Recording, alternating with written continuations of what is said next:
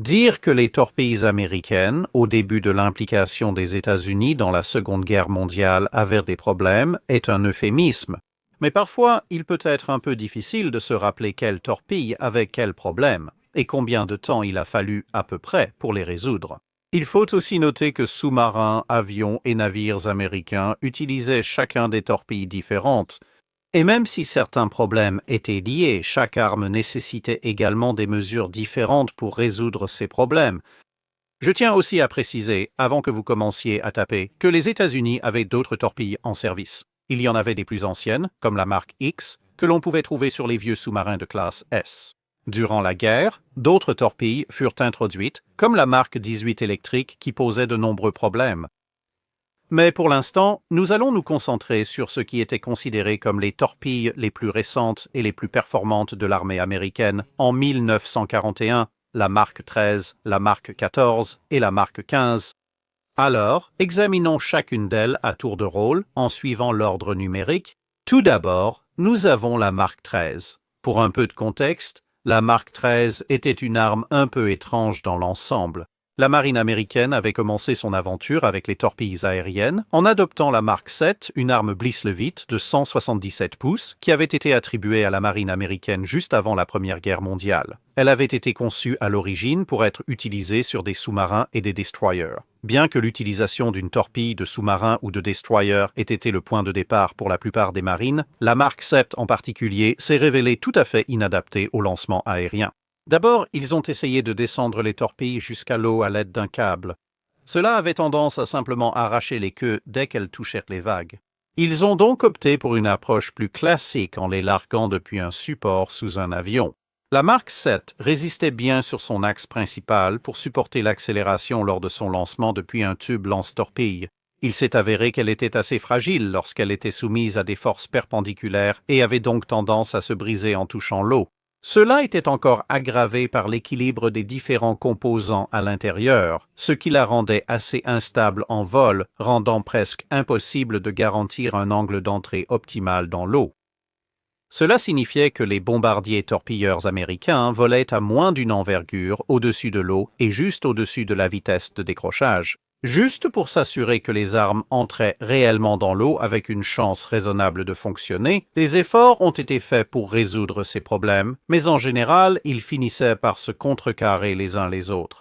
Le renforcement appliqué au corps pour l'aider à résister à l'impact était presque entièrement contrecarré par un accessoire de nez conçu pour stabiliser l'engin en vol, mais qui finissait aussi par concentrer la contrainte sur une partie fixe du corps de la torpille, ce qui annulait le renforcement. Des efforts furent rapidement entrepris pour développer une torpille dédiée au largage aérien, mais ceux-ci furent vite abandonnés lorsque d'autres officiers promirent qu'il serait plus rapide et moins coûteux d'apporter encore d'autres modifications à la Mark 7, dont ils assuraient qu'elle fonctionnerait. Alerte spoiler, en réalité elle ne fonctionnait pas, bien que la Mark 7 puisse, à la fin des années 1920, être larguée depuis la vertigineuse hauteur de 20 mètres, et à des vitesses qui pouvaient effectivement être mesurées en 3 chiffres, même si ce n'était qu'à la transition des années 1920 aux années 1930, il était clair qu'une nouvelle arme serait nécessaire. Le développement prolongé de la Mark 13 débuta alors et occupa la majeure partie de la décennie suivante. Alors que les autres restaient fidèles à la torpille longue de 18 pouces pour l'aviation, la Mark 13 finit par sortir, presque 225 pouces plus large que presque toutes les torpilles lancées par sous-marins ou en surface, tout en conservant un poids qui pouvait être soulevé dans les airs par les avions de l'époque. En réduisant la longueur, à un peu plus de 13 pieds, elle était considérablement plus courte que la plupart des torpilles aériennes étrangères, sa plus grande largeur servant à accentuer encore plus cette différence lorsqu'on regarde les photos. La largeur visait à transporter une ogive plus grande à l'avant, la marine américaine voulant la plus forte explosion possible dans ses torpilles. Après environ 8 ans de développement, la Mark 13 a finalement commencé à être déployée dans la flotte en 1938. En termes de spécifications, dans sa version initiale en service, la Mark 13 pesait un peu moins de 2000 livres, mesurait un peu moins de 135 pieds de long et transportait une ogive d'environ 400 livres de trinitrotoluène. Les versions suivantes furent un peu plus longues et lourdes pour intégrer 50 livres d'explosifs en plus, puis utiliser le Torpex plus puissant. Introduite en 1938, il fallut du temps pour constituer des stocks. Jusqu'au début des années 1940, les escadrons américains n'avaient que 2 torpilles par bombardier-torpilleur. Contrairement à sa version lancée par sous-marin, ces niveaux de stock étaient quelque peu limités par les essais et exercices réels, bien que les leçons tirées de ces exercices aient été soit ignorées, soit mises en œuvre trop lentement. Mais les exercices avaient tendance à consommer un nombre assez important de torpilles, tout simplement parce qu'il y avait un nombre assez important d'avions qui les larguaient. Et cela nous amène maintenant à ces problèmes. La liste des problèmes du Mark XIII s'est avérée être la plus longue des 3 types de torpilles dont nous parlons ici. Incroyable mais vrai. Les gouvernails tournaient à gauche, envoyant ainsi les torpilles en grands arcs au lieu de lignes droites. Elles allaient là où vous vouliez, plongeant souvent dans les profondeurs, comme si leur mission était de traquer Davy Jones. Ou bien, elles étaient si enthousiastes à l'idée de vaincre l'ennemi qu'elles sautaient hors de l'eau comme des dauphins. Et tout cela partait du principe qu'elles étaient déjà arrivées en un seul morceau dans la mer pour commencer. Comme conçues pour des lanceurs rapides, leur largage à la vitesse recommandée dans le manuel arrachait souvent les hélices. Et la puissance du flux d'air avait une fâcheuse tendance à armer également le détonateur en plein vol lors du largage. Il n'était donc pas rare qu'une Mark XIII explose au contact dès qu'elle touchait l'eau. Un autre problème était que la forme courte et épaisse de l'arme la faisait vaciller en vol, ce qui entraînait des angles d'impact inattendus sur l'eau, ce qui tordait et cisaillait les tiges de commande et les engrenages malgré leur renforcement contre l'axe de choc. Mais pas face à ces angles inattendus. Rarement, les étoiles s'alignaient et des largages prudents menés par les pilotes se déroulaient bien. Mais c'était l'exception plutôt que la règle. Une chose qui fonctionnait, à condition qu'elle ne s'arme pas un peu trop tôt, c'était le détonateur ou l'allumeur. Dans le jargon de la marine américaine, la Mark XIII utilisait son propre modèle à contact, distinct du célèbre allumeur Mark VI des Mark XIV et XV dont nous parlerons bientôt. Pourtant, même à la mi-1943, les 2 camps dans le Pacifique faisaient une pause dans les grandes batailles de porte-avions. Une étude a été réalisée sur 105 largages de torpilles Mark XIII qui avaient été effectués à un rythme raisonnable. Celles-ci ont montré que 36 de ces torpilles refusaient tout simplement de démarrer leur moteur ou avaient perdu leurs hélices, donc l'effet net était le même. Elles n'allaient nulle part. 20 sont parties exploser une partie du fond marin, 20 autres tournaient en rond, 18 montaient et descendaient comme si elles étaient sur des montagnes russes. 2 se sont mises à surfer à la surface et moins d'un tiers. 31, pour être précis, sont réellement allées là où vous vouliez qu'elles aillent. Les plus attentifs auront sans doute noté que tous ces chiffres dépassent largement 100, mais c'est parce qu'un bon nombre de ces torpilles présentaient plus d'un des défauts mentionnés ci-dessus. Alors, quelles étaient les solutions? Les problèmes du Mark XIII n'étaient évidemment pas la faute des pilotes. Tant de largages effectués par tant de pilotes différents, dans tant de circonstances différentes, à partir de plusieurs types d'appareils rendait impossible de tous les blâmer. Ainsi, résoudre les problèmes est devenu une priorité. Le problème, c'est qu'il y en avait tellement. Les changements de forme de la torpille à différents endroits eurent peu d'impact, et il fut vite admis que le problème principal était son instabilité en vol. Si on réglait ce problème, beaucoup des autres soucis pourraient se résoudre, ou du moins se résoudre partiellement d'eux-mêmes. Certains ont suggéré d'attacher de petites ailes aux torpilles, les transformant ainsi en torpilles planantes. Mais même si cela fonctionnerait techniquement, l'emplacement exact des ailes ainsi que leur taille et leur forme pouvaient varier. Cela dépendait de l'appareil, du mode de transport de la torpille, interne ou externe, ainsi que de la vitesse, de l'altitude et du profil d'attaque choisi.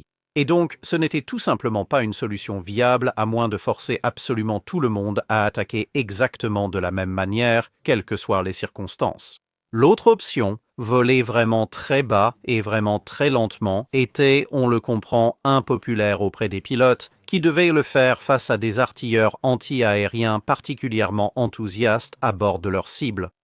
Fin 1942, il fut décidé de réparer la Mark XIII et de développer simultanément une nouvelle torpille larguée par avion au cas où la réparation échouerait. Cependant, vers la fin de l'année suivante, le programme d'amélioration a finalement porté ses fruits. Des modifications mineures apportées à la conception de l'hélice ont permis de résoudre les problèmes de casse. Mais la grande innovation fut l'installation d'un cylindre en contreplaqué qui était fixé sur le nez, avec un stabilisateur en forme de boîte appliqué à l'arrière, ainsi qu'une bague de protection en métal installée autour des hélices. Les deux composants en bois stabilisaient énormément la torpille en vol et augmentaient également considérablement la traînée, ce qui aidait à la ralentir. De plus, quand la torpille touchait l'eau, la force de l'impact brisait et arrachait les composants en contreplaqué. Mais cela servait également d'amortisseur supplémentaire, ce qui aidait à préserver la Mark XIII elle-même. Cet élément de la solution fut si efficace que la Mark XIII pouvait désormais être larguée à la vitesse et à l'altitude qui avaient été prévues à l'origine pour elle. On a découvert qu'elle pouvait être larguée à des altitudes et vitesses bien supérieures à toute autre torpille aérienne en service. La longue trajectoire de vol plané que lui conférait le stabilisateur signifiait même que la distance par rapport à la cible pouvait également être augmentée, en particulier lorsqu'elle était associée à la vitesse de lancement accrue. Cela augmentait considérablement la survivabilité des bombardiers torpilleurs, tout en améliorant les performances de la torpille. Un Avenger, par exemple, pouvait désormais larguer une torpille à un peu moins de 1000 pieds à pleine puissance. Ces chiffres ont augmenté avec l'arrivée de plateformes de lancement de torpilles plus rapides et performantes. La bague de carénage, qui faisait partie intégrante de la torpille, a, quant à elle, résolu la plupart des problèmes de stabilité sous-marine au prix d'une légère perte de vitesse et de portée. Grâce à la traînée accrue, elle stabilisait l'écoulement autour des hélices et gouvernails. Et soudainement, presque chaque Mark XIII atteignait exactement la cible visée, peu importe la hauteur ou la vitesse à laquelle elle était larguée.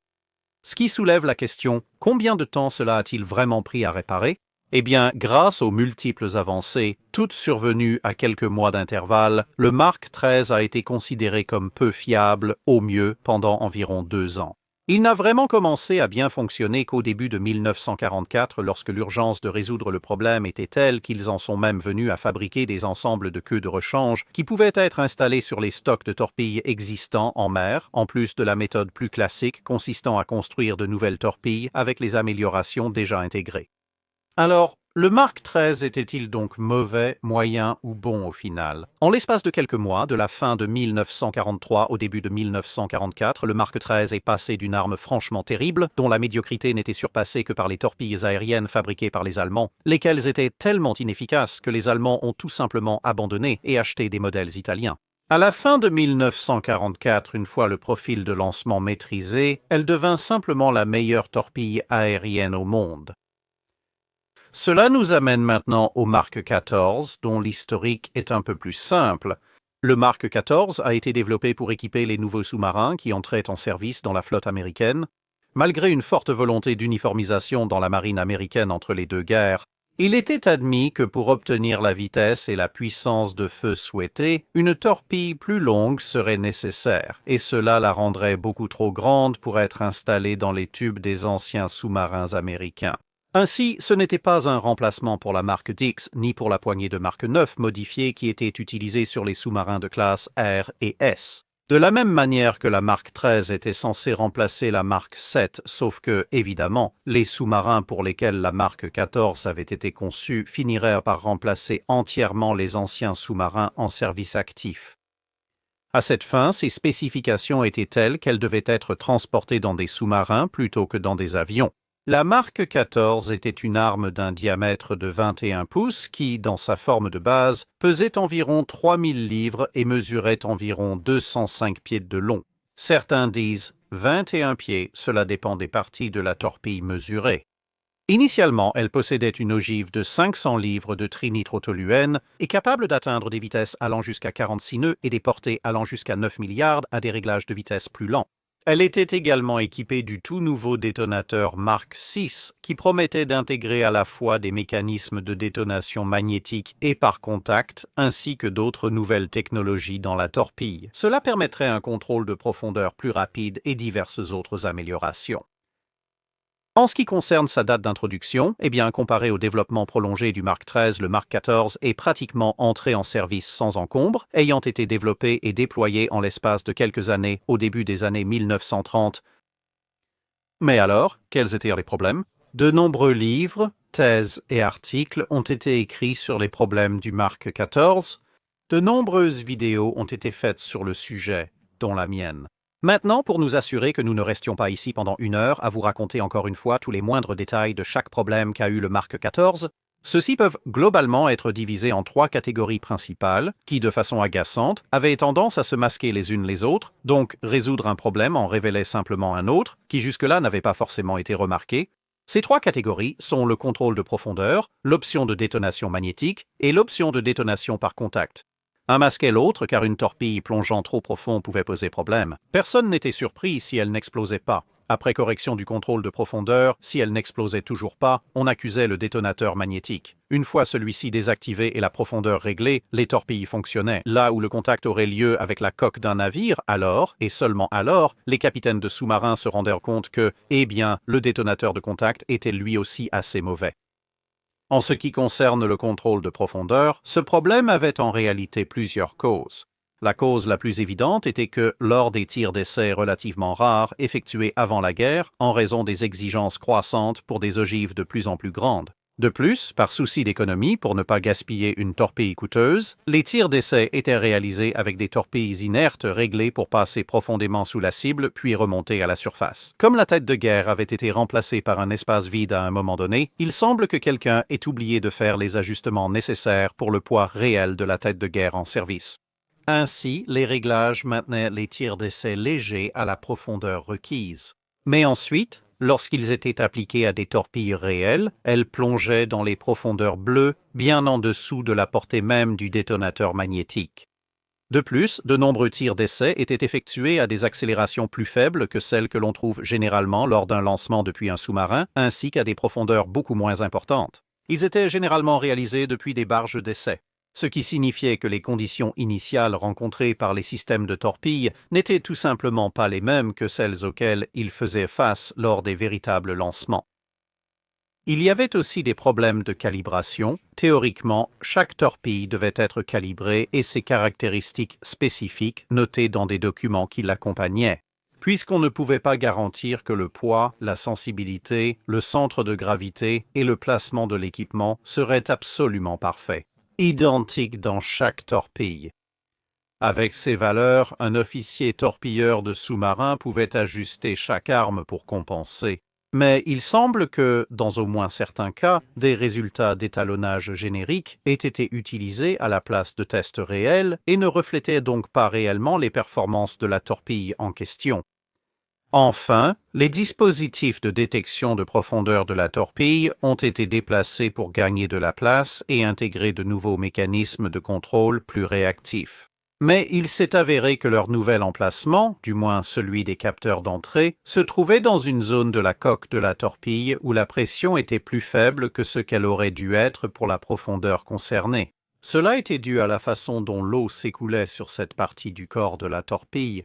Cela a provoqué une plongée plus profonde de la torpille jusqu'à ce que la pression augmente au point où elle pensait être à la bonne profondeur, alors qu'en réalité, elle était bien en dessous de là où elle aurait dû se trouver. Les essais en bassin n'ont pas aidé à résoudre ce problème car ils montraient toujours de bons résultats. La chute de pression n'avait lieu que lorsque la torpille, habituellement immobile, se déplaçait rapidement. Il est donc compréhensible qu'il ait fallu un certain temps pour démêler toutes ces causes différentes. Vint ensuite l'élément d'influence magnétique du détonateur Mark VI. Ce problème, courant pour presque toutes les torpilles à détonation magnétique au début de la Seconde Guerre mondiale, concernait la force et la direction du champ magnétique terrestre, variables selon la position par rapport au pôle et à l'équateur. Ainsi, un détonateur calibré pour fonctionner à Newport, là où la marine américaine développait ses torpilles, fonctionnerait parfaitement bien à cette latitude particulière, mais si vous vous rapprochiez de l'équateur. Le champ autour d'un navire a tendance à s'étendre davantage horizontalement et moins verticalement, et il présente également un taux de variation plus progressif lorsque vous traversez les différentes lignes de champ. Cela signifiait donc qu'une Mark 14 passant sous la coque d'un navire pouvait ne pas s'approcher suffisamment du gradient de changement significatif du champ magnétique pour provoquer sa détonation, ce qui aboutissait à un raté. Et si la torpille était réglée pour fonctionner à une profondeur plus faible, elle rencontrerait le champ bien plus loin que prévu et exploserait donc prématurément. Après la désactivation de la partie magnétique du détonateur, le détonateur à contact s'est révélé lui aussi défectueux. Cela était dû au fait que le détonateur était conçu pour que le percuteur soit lancé à 90 degrés de la direction de l'impact. Ce qui, combiné à la force considérablement accrue du dit impact, résultant de la vitesse supérieure du Mark 14 par rapport à l'ancien Mark 10, cela signifiait que les tiges de guidage du percuteur avaient tendance à se plier sous la décélération soudaine, ce qui entraînait le blocage de la tête du percuteur sur les tiges ou le fait qu'elle manque sa zone d'impact exacte ou qu'elle arrive à une vitesse réduite. Dans tous les cas, cela menait à un échec ou à une explosion de faible intensité. Alors, quelles étaient les solutions? Eh bien, pour le problème de réglage de profondeur, chaque élément individuel a été relativement facilement résolu avec de nouveaux ajustements de réglage. Une fois que les gens ont compris ce qui se passait, ou dans le cas des capteurs, ils ont simplement été déplacés à l'endroit approprié. La pression qu'ils ressentaient était en fait proportionnelle à la profondeur à laquelle ils se trouvaient réellement. La réparation du détonateur Mark VI était bien plus complexe, non à cause de solutions impossibles, mais en raison de l'intransigeance du bureau de l'artillerie.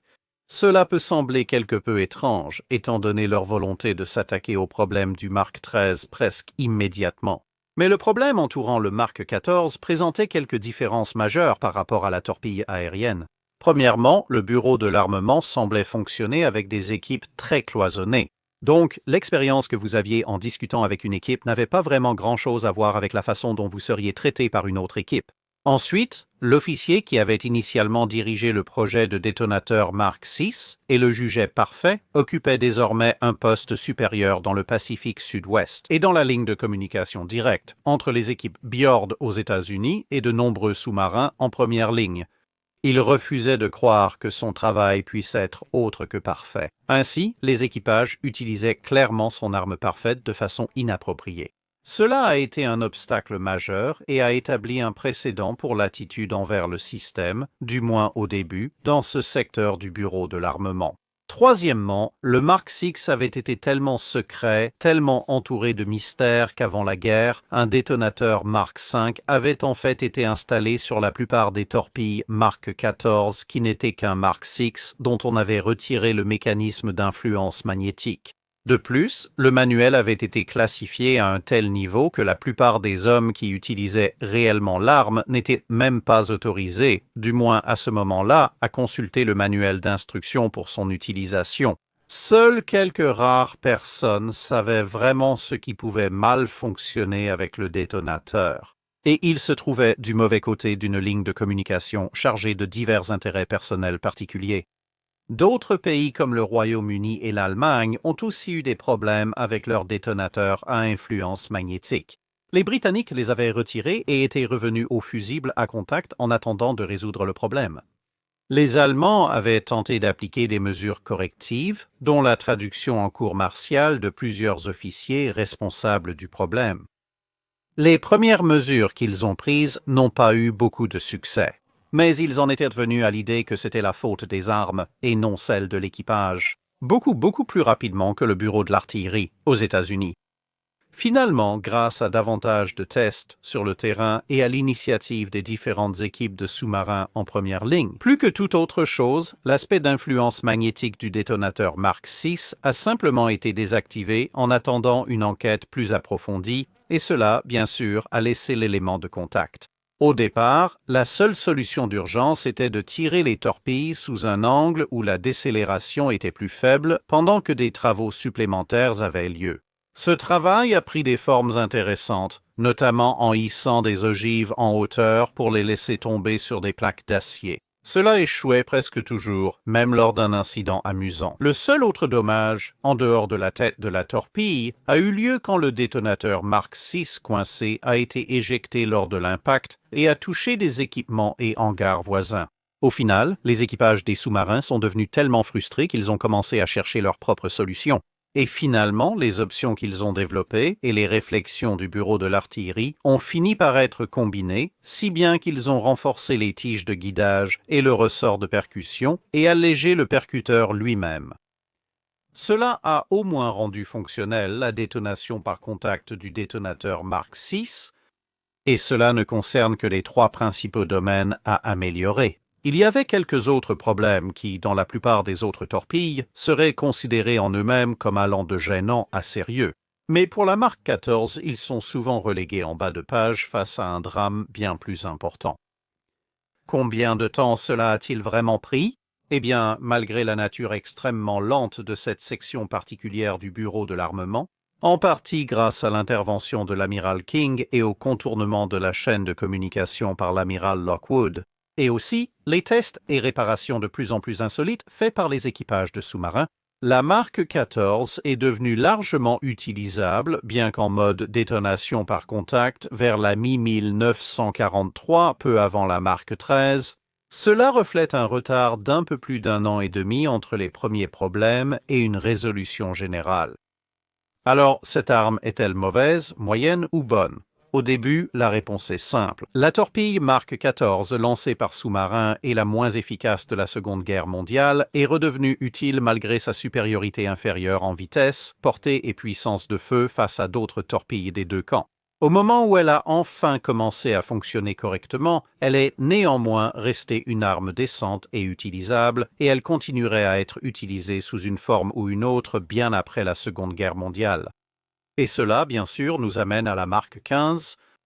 Elle a été conçue vers 1935 pour remplacer les torpilles de surface Mark 11 et Mark 12, et la Mark 15 était la plus grande de la famille de trois que nous examinons aujourd'hui. Elle offrait 3 combinaisons différentes de vitesse et de portée, et on pensait au départ que ce type pourrait devenir une torpille universelle pour toute la flotte, mais malheureusement, cela s'est avéré impossible. La portée nécessaire pour les torpilles lancées en surface était trop grande, même pour les tubes des sous-marins américains. Les exigences de portée pour les tirs de surface et sous-marins, ainsi que le souhait d'une ogive puissante, rendaient ces torpilles trop lourdes pour les bombardiers torpilleurs des années 1930-1940. La Mark 15 a donc été reléguée au second plan dans la production. Bien que de nombreux composants aient été communs entre la Mark 14 et la Mark 15, on s'attendait à ce que les avions et les sous-marins utilisent beaucoup plus de torpilles et bien plus rapidement que les destroyers de la flotte, puisque les destroyers étaient les principaux porteurs de torpilles de surface de la marine américaine, en raison de cette faible priorité. Utilisation d'anciennes torpilles, Mark 8 sur certains navires, et modification des armes Mark 11 et 12 pour prolonger leur utilité. Les problèmes du Mark 15 n'ont pas suscité autant d'attention au départ que ceux rencontrés avec les Mark 13 et 14 en termes de spécifications. Eh bien, dans sa version initiale, le Mark 15 pesait un peu moins de 3500 livres avec une ogive de près de 500 livres de trinitrotoluène. Il faisait bien sûr 21 pouces de large, presque 23 pieds de long, et il était capable d'atteindre une vitesse maximale d'environ 45 nœuds sur une distance de 6 milliards, descendant jusqu'à 26 nœuds si vous vouliez parcourir 15 milliards. Cependant, ce réglage était rarement utilisé, tandis que la portée de 10 milliards à 33,5 nœuds et le réglage à grande vitesse étaient bien plus courants. Lorsque les torpilles étaient effectivement lancées, elle a été introduite en 1935 et avait donc plus d'une demi-décennie avant l'avènement de la Seconde Guerre mondiale. Pour les États-Unis, avec l'attaque de Pearl Harbor, il a fallu du temps pour que cela se propage progressivement à travers la flotte de destroyers américaine, ainsi que pour que cela soit installé sur les tubes lance-torpilles des croiseurs de la classe Atlanta. Maintenant, en ce qui concerne les problèmes, la Mark 15 avait certains des mêmes problèmes que la Mark 14. Toutes deux utilisaient le détonateur Mark 6, mais puisque le nombre de Mark 15 utilisés lors des premières phases de la campagne du Pacifique était bien inférieur à celui des Mark 14, et elles avaient tendance à être utilisées lors de batailles folles et chaotiques, où les torpilles qui n'explosaient pas étaient généralement simplement considérées comme des ratés. Puisque personne n'y prêtait vraiment autant d'attention, du moins comparé à la surveillance minutieuse que l'équipage d'un sous-marin pouvait effectuer. Vous savez, avec tous les coups de feu et les cris qu'il y avait, en surface, les problèmes signalés semblaient, du moins sur le papier, être quelque peu moindres. Il y avait quelques raisons possibles à cela, fondées au moins en partie sur des faits, mais aussi sur la perception. Le Mark 15 était beaucoup plus souvent tiré à la vitesse moyenne par rapport au Mark 14, ce qui signifiait que le détonateur à contact avait plus de chances de fonctionner. L'amiral qui a développé le détonateur Mark VI faisait partie de la chaîne de commandement des sous-marins du sud-ouest du Pacifique, donc les destroyers du Pacifique central n'avaient probablement même jamais entendu parler de lui. Encore moins besoin d'écouter ce qu'il disait. Désactiver l'influenceur magnétique était donc beaucoup plus facile à réaliser. De plus, la Mark 15 avait beaucoup plus de chances de toucher une cible en manœuvre et donc l'impact avait plus de chances de se produire selon un angle, ce qui, encore une fois, réduisait la force de l'impact et augmentait les chances que le détonateur à contact fonctionne correctement. Les destroyers étaient également beaucoup plus susceptibles de régler leurs torpilles pour qu'elles courent à une profondeur garantissant un impact direct avec la coque. Ainsi, les torpilles qui allaient un peu trop profond étaient probablement encore susceptibles de détonner d'une manière ou d'une autre, soit en frappant plus bas sur le navire cible, soit en étant suffisamment proche pour que l'influenceur magnétique fonctionne. Bien que cela ne sauverait qu'un certain nombre de torpilles plongeant un peu plus profondément, celles qui allaient vraiment très profond seraient, bien sûr, toujours perdues. Cependant, la profondeur restait un problème constant avec les Mark 15 en plus des autres soucis propres à cette torpille. La faible priorité initiale fit que, soudain, les destroyers américains manquèrent de torpilles lorsqu'ils commencèrent à en utiliser massivement. Pendant les campagnes de Guadalcanal et des îles Salomon, il y eut une pénurie assez impressionnante, ce qui entraîna à son tour une crise. Un programme de construction impliquait l'embauche d'ouvriers peu expérimentés. Soudain, des problèmes de qualité impactèrent la Mark 15.